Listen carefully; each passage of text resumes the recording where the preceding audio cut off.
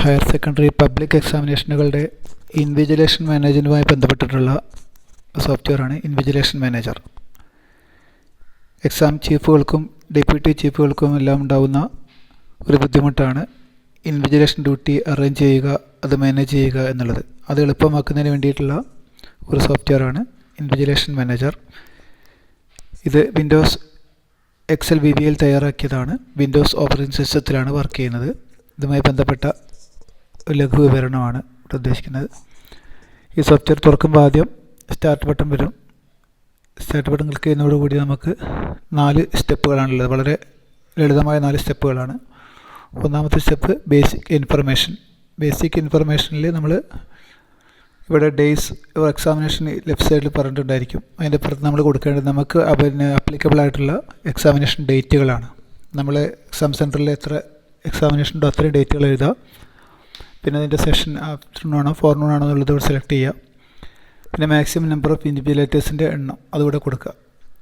പിന്നെ റൈറ്റ് സൈഡിലാണെന്നുണ്ടെങ്കിൽ സ്കൂളിൻ്റെ പേര്, കോഡ്, എക്സാമിനേഷൻ്റെ പേര് ഇത്രയും കൊടുത്ത് സേവ് ചെയ്യുക. ഇതോടുകൂടി സ്റ്റെപ്പ് അവസാനിച്ചു. ഫോമിലേക്ക് വീണ്ടും പോകുന്നു. രണ്ടാമത്തെ സ്റ്റെപ്പ് ആഡ് ഇൻവിജിലേറ്റേഴ്സാണ്. ഇൻവിജിലേറ്റേഴ്സിനെ ആഡ് ചെയ്യുന്ന സമയത്ത് നെയിം ഓഫ് ഇൻവിജിലേറ്റേഴ്സ് കൊടുക്കുക. ഈ ഭാഗത്ത് അത് കൊടുക്കുമ്പോൾ ശ്രദ്ധിക്കേണ്ടത് ഇൻവിജിലേറ്റേഴ്സിൻ്റെ പേര് റിപ്പീറ്റ് ചെയ്യരുത്, യുണീക്ക് ആയിരിക്കണം. ഒരേ പേരിൽ 2 പേരുണ്ടെങ്കിൽ 2-3 പേരൊക്കെ ഉണ്ടെങ്കിൽ അവരെ ഓരോരുത്തരെയും വല്ല പെൻ നമ്പറോ അവരുടെ ഡെസിഗ്നേഷനോ എന്തെങ്കിലും വെച്ചിട്ട് നമ്മൾ യുണീക്ക് ആക്കേണ്ടി വരും, അല്ലെങ്കിൽ എറർ കാണിക്കും. റൈറ്റ് സൈഡിൻ്റെ ഡെസിഗ്നേഷന് സെലക്ട് ചെയ്യാനുള്ളത് HSST മാത്രമാണ് നമ്മൾ കൊടുക്കേണ്ട ആവശ്യമുള്ളൂ. HSST ഉണ്ടെങ്കിൽ കൊടുക്കേണ്ടതുണ്ട്. കാരണം എക്സാമിനേഷൻ്റെ ഡ്യൂട്ടി അലോട്ട് ചെയ്യുന്ന സമയത്ത് HSSTക്ക് മാക്സിമം ഡ്യൂട്ടി കൊടുക്കാൻ ആവശ്യപ്പെടാറുണ്ട്. അങ്ങനെ കൊടുക്കണമെന്നുണ്ടെങ്കിൽ HSTയെ സെലക്ട് ചെയ്യണം. ബാക്കി എല്ലാം ഓപ്ഷനിലാണ്, കൊടുക്കണം നിർബന്ധമില്ല. ഇത്രയും കഴിഞ്ഞാൽ നമ്മൾ സേവ് ചെയ്യുന്നു. വീണ്ടും ഹോമിലേക്ക് തിരിച്ചു വന്നു. 2 സ്റ്റെപ്പ് അവസാനിച്ചു. മൂന്നാമത്തത് ഡ്യൂട്ടി അലോട്ട്മെൻ്റ് ആണ്. ഡ്യൂട്ടി അലോട്ട്മെൻറ്റ് ഇവിടെ 2 ഓപ്ഷൻ ഉണ്ട്. ഒന്ന് മാനുവലായിട്ട് അലോട്ട് ചെയ്യാം, അല്ലെങ്കിൽ ഓട്ടോമാറ്റിക്കായിട്ടും അലോട്ട് ചെയ്യാവുന്നതാണ്. മാനുവൽ അലോട്ട്മെൻറ്റ് നമ്മളത് നോക്കുക. മാനുവൽ അലോട്ട്മെൻറ്റ് എന്ന് പറഞ്ഞാൽ നമുക്കിവിടെ ലിസ്റ്റ് ഉണ്ടായിരിക്കും. ഇടത്തെ ഭാഗത്ത് ഓരോ ഇൻവിജിലേറ്റേഴ്സിൻ്റെ പേര്, ഇവിടെ ഒരു സ്റ്റാറ്റിസ് കാണാം. ഇൻവിജിലേറ്റേഴ്സ് റിക്കേർഡ് ഓരോ ദിവസത്തേക്കും വേണ്ട കണക്ക് നമ്മൾ കൊടുത്ത ഇവിടെ ഉണ്ട്. 10, 11, 8 അങ്ങനെ ആ രീതിയിലുണ്ട്. ഇൻവിജിലേറ്റേഴ്സിനൊന്നും അലോട്ട് ചെയ്തില്ല, എല്ലാം 0 ആണ്. അതിൻ്റെ ഷോർട്ടേജ് ആയിട്ട് കാണിക്കുന്നത് എത്രയും. നമ്മളിങ്ങനെ ഓരോരുത്തരിങ്ങനെ സെലക്ട് ചെയ്യാൻ വേണ്ടി സെലക്ട് ചെയ്യാൻ നമുക്ക് ഡബിൾ ക്ലിക്ക് അടിച്ചാൽ മതി, അല്ലെങ്കിൽ ക്ലിക്ക് ചെയ്ത് സെലക്ട് ചെയ്യുകയും ചെയ്യാം. ഏത് രീതിയും ചെയ്യാം. ഡബിൾ ക്ലിക്ക് ചെയ്ത് കഴിഞ്ഞാൽ ഓരോരുത്തരുടെ പേരിലേക്ക് ഇങ്ങനെ YY എന്നത് ഇത് വരുന്നത് NSCയോടെ കുറഞ്ഞ് വരുന്നത് നമുക്ക് കാണാൻ പറ്റും. ഇൻവിജിലേറ്റേഴ്സ് അലോട്ട് ചെയ്യുമ്പോൾ 2, വീണ്ടും ക്ലിക്ക് ചെയ്യുമ്പോൾ അവിടെ 3, ഷോർട്ടേജിൻ്റെ എണ്ണം കുറഞ്ഞ് അങ്ങനെ ഇത് 0 ആവേണ്ട ഒരു ഘട്ടം. അതായത് നമ്മൾ മാക്സിമം നമ്മൾ സെലക്ട് ചെയ്ത് ലാസ്റ്റ് അത് 0 ആവുന്നത് വരെ നമ്മൾ സെലക്ട് ചെയ്യേണ്ടി വരും. അപ്പോൾ നമുക്ക് ആരാണോ ഉള്ളത് ആളുകളുടെ എണ്ണം നോക്കിയിട്ട് നമ്മൾ സെലക്ട് ചെയ്യാം. ഇപ്പോൾ ഇവിടെ പച്ച വന്നു. ഒന്നാമത്തെ അവസ്ഥ നമുക്ക് ഓക്കെ ആയി. ഇത്ര ആളുകൾ കാണുന്ന ഡ്യൂട്ടിയുള്ളത് എന്ന രീതിയിലേക്ക്. ഇങ്ങനെ മാനുവലായിട്ട് വേണമെങ്കിൽ സെലക്ട് ചെയ്യാം. ഇനി അതല്ല എങ്കിൽ ഓട്ടോമാറ്റിക്കാണ് വേണ്ടെങ്കിൽ നമ്മൾ വീണ്ടും ഹോമിലേക്ക് ഒന്നുകൂടി വേണ്ടി കാണാം. ഇവിടെ ഓട്ടോമാറ്റിക് അലോട്ട്മെൻറ്റിൽ നമ്മൾ ചെയ്യേണ്ടത് ക്ലിക്ക് ചെയ്യുമ്പോൾ നമുക്കൊരു ഡ്യൂട്ടി ഓഫ് വിൻഡോ എന്നൊരു വിൻഡോയിലേക്കാണ് എത്തിച്ചേരുക. ഇവിടെ ഏതെങ്കിലും ഇൻവിജിലേറ്റേഴ്സ് ഏതെങ്കിലും ദിവസം നമുക്ക് ഓഫ് വേണമെന്ന് ആവശ്യപ്പെട്ടിട്ടുണ്ടെങ്കിൽ മാത്രം അതിൻ്റെ ആവശ്യമുള്ളൂ. ഉദാഹരണം C എന്ന വ്യക്തി നമുക്ക് ഒന്നാമത്തെ ദിവസം ഓഫ് ആവശ്യപ്പെട്ടിട്ടുണ്ടെങ്കിൽ നമ്മൾ അദ്ദേഹത്തിന് ഓഫ് ആക്കി. ഞാൻ ഓട്ടോമാറ്റിക്കായിട്ട് അലോട്ട് ചെയ്യുന്ന സമയത്ത് അദ്ദേഹത്തിന് ആ സമയത്ത് ഡ്യൂട്ടി വരില്ല. അത് അവിടെ നോക്കുകയുള്ളൂ. അത്രയും നമുക്ക് ശ്രദ്ധിക്കാനുള്ളൂ. ഓഫ് വിൻഡോ അതല്ല, ആർക്കും ഡ്യൂട്ടി ഓഫ് പറഞ്ഞിട്ടില്ലെങ്കിൽ ഈ വിൻഡോയുടെ ആവശ്യം വരുന്നില്ല. ഇതിൻ്റെ റൈറ്റ് സൈഡിൽ ഇതിന് 3 സ്റ്റെപ്പാണുള്ളത്. 3 സ്റ്റെപ്പുണ്ട്. അതിൽ ഒന്നാമത്തെ സ്റ്റെപ്പാണ് ഇപ്പോൾ നമ്മൾ പറഞ്ഞ സെറ്റ് ഓഫ് ഡ്യൂട്ടി ആണ്. ഇപ്പോൾ ഇവിടെ അരമാർക്കിട്ട് കാണിച്ച് ഇത്ര നമുക്ക് ഓഫ് വല്ലതും ഉണ്ടെങ്കിൽ കൊടുക്കാം. രണ്ടാമത്തെ സ്റ്റെപ്പ് പ്രിഫറൻസ് ടു HSSTs എന്നുള്ളതാണ്. പ്രിഫറൻസ് ടു HSSTs എന്ന് പറയുമ്പോൾ HSTക്ക് പ്രിഫറൻസ് കൊടുക്കാൻ ഉദ്ദേശിക്കുന്നുണ്ടോ, അതായത് ഡ്യൂട്ടിക്ക് അവർക്ക് പ്രിഫറൻസ് കൊടുക്കുകയാണെന്നുണ്ടെങ്കിൽ അവർക്ക് ഡ്യൂട്ടി ഇട്ടിട്ടേ ബാക്കിയുള്ളവർക്ക് ഇടുകയുള്ളൂ.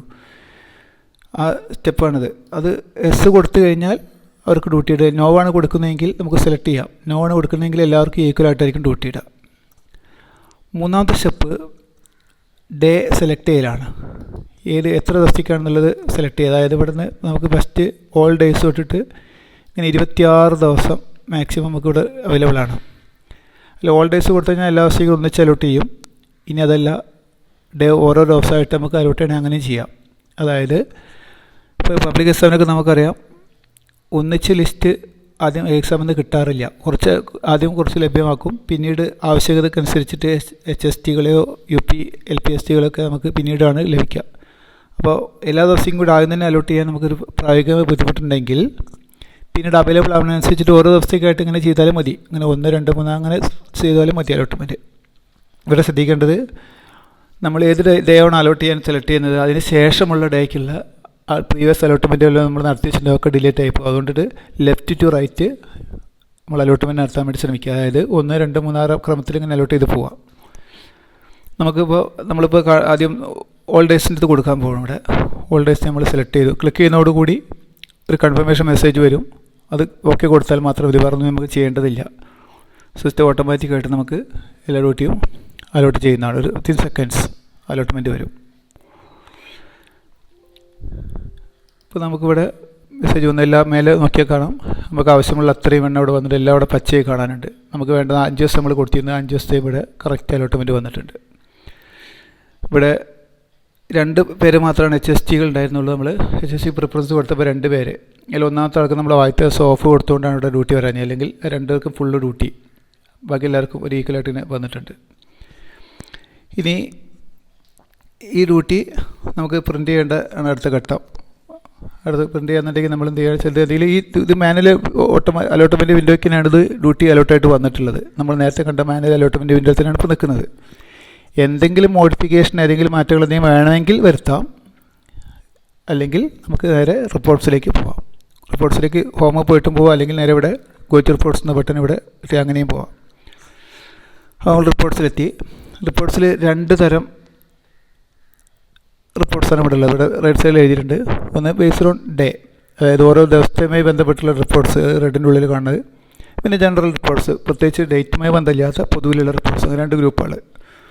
ഈ ഡേറ്റുമായി ബന്ധപ്പെട്ട റിപ്പോർട്ട്സിൽ അതിൽ 3 സ്റ്റെപ്പുകളാണ് പറഞ്ഞിട്ടുള്ളത്. ഒന്ന് സെലക്ട് ദ ഡേ, നമുക്ക് ഏതാണോ നമുക്ക് വേണ്ട ഡേ സെലക്ട് ചെയ്യാം. നമുക്ക് ഡാറ്റ പ്രിൻറ്റ് ചെയ്യാൻ പോകുന്ന ഡേ, ഇപ്പോൾ ഒന്നാമത്തെ ഡേ 1 ആണെങ്കിൽ 1 സെലക്ട് ചെയ്തു. 1 സെലക്ട് ചെയ്യുന്നതോടുകൂടി ഇവിടെ അന്ന് ഇവിടെ സെലക്ട് ചെയ്തിട്ടുള്ള ഇൻവിജിലേറ്റേഴ്സിൻ്റെ പേര് ഇവിടെ വന്നിട്ടുണ്ട്. ഈ രണ്ടാമത് അതിൻ്റെ ഹാൾ നമ്പറാണ്. ഹാൾ നമ്പർ റാൻഡമായിട്ടും സെലക്ട് ചെയ്യാം, ഇടാം, സീക്വൻസിലായിട്ടും ഇടാം. റാൻഡമായിട്ട് നമ്മൾ കൊടുക്കുകയാണെന്നുണ്ടെങ്കിൽ അത്ര എണ്ണം ഇവിടെ റാൻഡമായിട്ട് നമ്പർ ഇട്ടു. ഈ നമ്പർ ഫൈനലാക്കണമെന്ന് വെച്ചാൽ നമുക്ക് വേണമെങ്കിൽ ഇവിടെ എഡിറ്റബിളാണ്, നമുക്ക് എന്ത് മാറ്റവും ഇവിടെ വരുത്താവുന്നതാണ്. മൂന്നാമത്തേത് പ്രിൻ്റ് ഇൻവിജിലേഷൻ രജിസ്റ്റർ. നമുക്ക് രജിസ്റ്ററിൻ്റെ പ്രിൻറ്റ് വേണമെന്നുണ്ടെങ്കിൽ അത് ക്ലിക്ക് ചെയ്ത് കഴിഞ്ഞാൽ ആ പേര് വെച്ചിട്ടുള്ള ഇൻവിജിലേഷൻ രജിസ്റ്റർ ഇവിടെ വരും. അത് നമുക്ക് വേണമെങ്കിൽ പ്രിൻ്റ് എടുക്കാം. ഇനി അതല്ല, ഈ ടീച്ചേഴ്സിനെല്ലാം ഗ്രൂപ്പിലിട്ട് കൊടുക്കുന്നതിന് വേണ്ടി ഒരു ലിസ്റ്റാണ് ആവശ്യമെങ്കിൽ ആ ലിസ്റ്റ് ഇവിടെ ക്ലിക്ക് ചെയ്യാം. അപ്പോൾ ആ ലിസ്റ്റ് മാത്രം ഇവിടെ വരും. ആ ദിവസത്തെ ആവശ്യമുള്ള ലിസ്റ്റ് വരും. അതിൻ്റെ PDF ആക്കണമെങ്കിൽ PDF ക്ലിക്ക് ചെയ്താൽ അതും നമുക്ക് ലഭ്യമാണ്. അടുത്തത് ഡേറ്റുമായി ബന്ധപ്പെട്ടിട്ടല്ലാതെ ജനറൽ റിപ്പോർട്ട്സാണ്. ഈ ജനറൽ റിപ്പോർട്ട്സിൽ നമുക്ക് ആദ്യം വ്യൂ ഓൾ ഡ്യൂട്ടി ചാർട്ട് എന്ന ബട്ടണാണത്. ക്ലിക്ക് ചെയ്യുന്നതോടുകൂടി നമുക്ക് എല്ലാ ഇൻവിജിലേറ്റേഴ്സിൻ്റെയും എല്ലാ ഡ്യൂട്ടീസും ഒറ്റ വിൻഡോയിൽ കാണാൻ പറ്റും. ഇത് ഒരു മോഡലാണ്. രണ്ടാമത്തെ വേറെ മോഡലും കൂടി അതിനുണ്ട്. അത് ഇൻഡു മാർക്കിൽ കാണിക്കും. ഓരോ ഇൻവിജിലേറ്റേഴ്സിന് നേരെയുള്ളവരുടെ ഡ്യൂട്ടി ഏതൊക്കെ ഡേറ്റിലാണെന്നുള്ളത് ഒന്നിച്ച് കാണിക്കുന്ന ഒരു ഇത്. അതെല്ലാം ഒന്നിച്ച് എല്ലാവരുടെയും ഡ്യൂട്ടി ഒരു റാൻഡം നമ്പറോട് കൂടി ഹാളിൻ്റെ റാൻഡം നമ്പർ അടക്കം കാണിക്കണമെന്നുണ്ടെങ്കിൽ അടുത്ത ഇത് ക്ലിക്ക് ചെയ്താൽ മതി. നമുക്ക് അവരുടെ റാൻഡം നമ്പർ അടക്കമുള്ളത് ഹാൾ നമ്പർ അടക്കം കാണാൻ പറ്റും. ഒന്നുകൂടി സെലക്ട് ചെയ്താൽ ഇതിന് റാൻഡം നമ്പറൊക്കെ വീണ്ടും മാറും. പിന്നെ അടുത്തത് നമ്പറിംഗ് ആണ്. റൂമിൻ്റെ നമ്പറിംഗ് അല്ലെങ്കിൽ ലേബലിംഗ് എന്ന് പറഞ്ഞ ഭാഗമാണ്. അത് വേണമെങ്കിൽ പ്രിൻ്റ് എടുക്കാം. പിന്നെ വേരിയസ് എക്സാമിനേഷൻ രജിസ്റ്റേഴ്സാണ്. എക്സാമിനേഷനുമായി ബന്ധപ്പെട്ട ഫോംസ്. അതാണ് നമുക്ക് ആവശ്യമുള്ളത്. അതൊക്കെ ക്ലിക്ക് ചെയ്യുക. ഇപ്പോൾ റെക്കോർഡറാണെങ്കിൽ റെക്കോർഡർ ക്ലിക്ക് ചെയ്താൽ കാണാൻ പറ്റും. അതിൽ ഏതാണോ നിങ്ങൾക്ക് ആവശ്യമുള്ള രജിസ്റ്റർ ഉള്ളത് ക്ലിക്ക് ചെയ്ത് കഴിഞ്ഞാൽ അതിൻ്റെ ബ്ലാങ്ക് ഫോം പ്രിൻ്റ് എടുക്കാൻ പറ്റും. ഇത്രയാണ് ഇതുമായി ബന്ധപ്പെട്ടുള്ള പറയാനുള്ള കാര്യങ്ങൾ. നമുക്ക് ആവശ്യം കഴിഞ്ഞാൽ നമ്മൾ ഹോമിലേക്ക് പോകുന്നു. നമുക്ക് എക്സിറ്റ് അടിക്കാം. അതിന് മുന്നേ നമുക്ക് എന്തെങ്കിലും ഹെൽപ്പ് ഫയൽ ആവശ്യമുണ്ടെങ്കിൽ ഹെൽപ്പ് ഫയലിൽ അവൈലബിൾ ആണ്. അത് നോക്കാവുന്നതാണ്. നമ്മൾ ആവശ്യം കഴിഞ്ഞാൽ നമ്മൾ എക്സിറ്റ് അടിക്കുന്നു. ഓക്കെ.